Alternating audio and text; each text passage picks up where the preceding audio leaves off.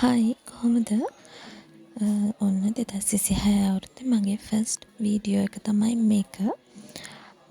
මේ ඇවිල්ලා අපි මහනුවර ශ්‍රී පත්තිනි දේවාලයට දුන්න කිරි දානේ. ඉතින් අපි බලමු කොහොමද ඒකට අපි ලෑස්ති වුණේ, එතන වැඩ කටයුතු සිද්ධ වෙන්නේ කොහොමද කියලා.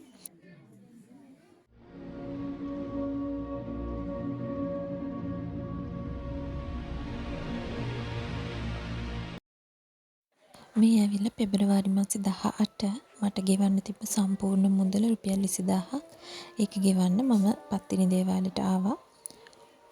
හොඳටම වැස්ස. ඒ වුණාට ඉතින් වැස්ස කියලා බැලුවේ නැහැ. ගෙවන්න තියෙන මුදල සම්පූර්ණයෙන් ගෙවන්න ඕන නිසා මම පත්තිනි දේවාලයට ආවා. ඊට පස්සේ ඒක ගෙවුවට පස්සේ මට මෙන්න මේ විදිහට රිසිට් එකක් හම්බුණා.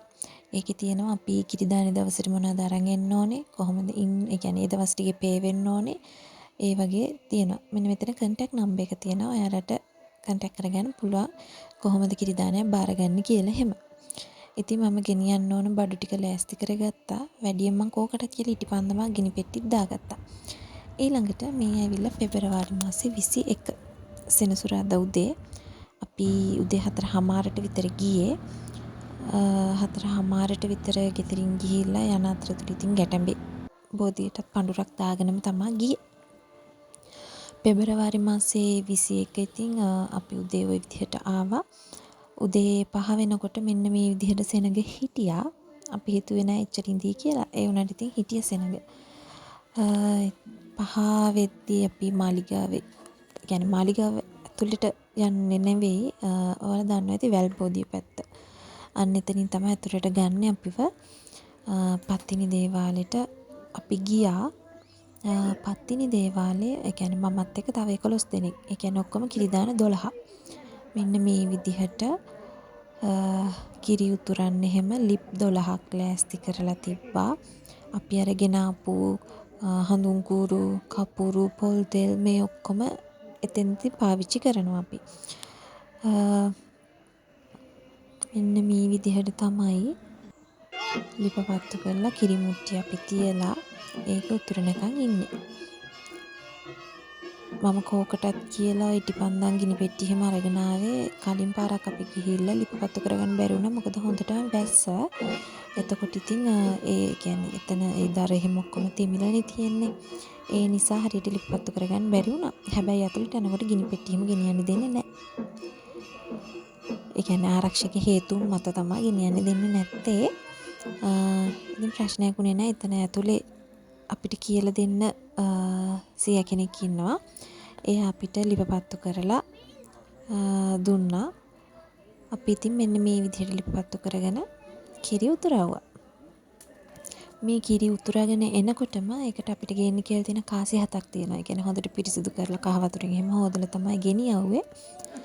අන්න ඒ කහ වතුරෙන් හොදපු කාසි ටික මෙන්න මේ කිරි මුට්ටියේ කිරි ටික උතුරාගෙන එනකොටම අපි මුට්ටිය ඇතුළට දාන්න ඕනේ.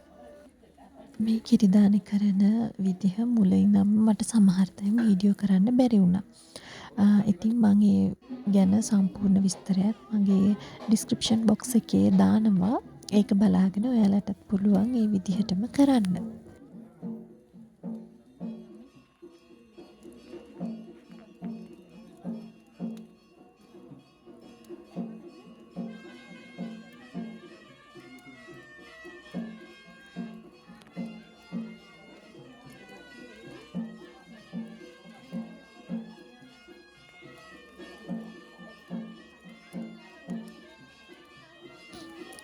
ඔන්න දැන් මගේ කිරි මුට්ටිය උතුරගෙන එන්නේ.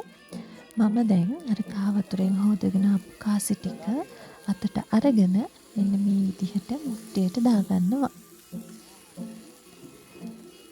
ඊට පස්සේ මුට්ටියට දාගෙන ඉවරයි. ඒ කියන්නේ මුට්ටියට දැම්මට පස්සේ දැන් එතන කිරි උතුරලා ඉවරයි. ඊට පස්සේ එතන ඉන්න මම කිව්වා අපිට උදව් කරන්න සීයා කෙනෙක් ඉන්නවා කියලා. අන්නේ සීයා අපි වගේම කතා කරලා අපි කිරි දාන අරගෙන යන්න ගෙනාව භාජන ටික එහෙම ගේන්න කියලා එයා ඒ ටික වෙනම ලෑස්ති කරනවා. ඊට පස්සේ පළතුරු වට්ටියක් වෙනම ලෑස්ති කරලා තියෙනවා. ඒ පළතුරු වට්ටිය අපි අතට දෙනවා.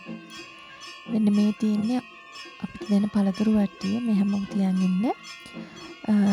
මේ වෙලාවේ උදේ තේවාව පටන් අරගෙන තිබ්බේ.